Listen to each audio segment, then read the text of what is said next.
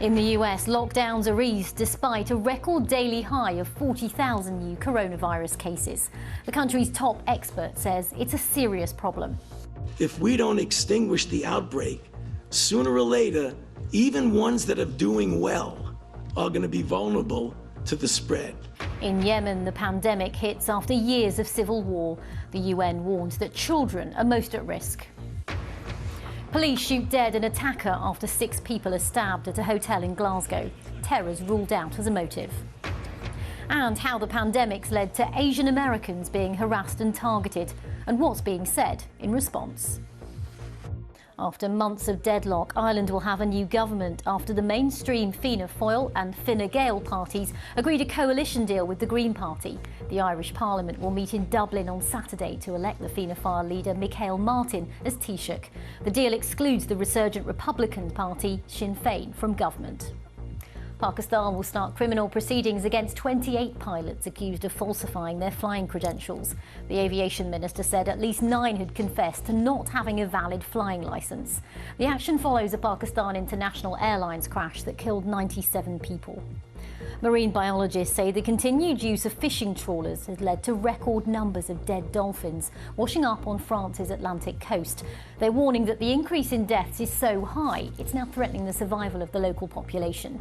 French law requires fishermen to declare all bycatch of marine mammals, but scientists warn this doesn't always happen.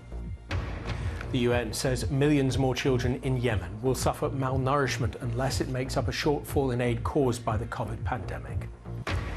Texas and Florida reimpose restrictions after a record number of Americans are diagnosed with coronavirus in a day. The chief of police in Mexico City survives an assassination attempt by a powerful drugs cartel. And President Trump has cancelled a planned visit to his golf resort in New Jersey this weekend without any explanation.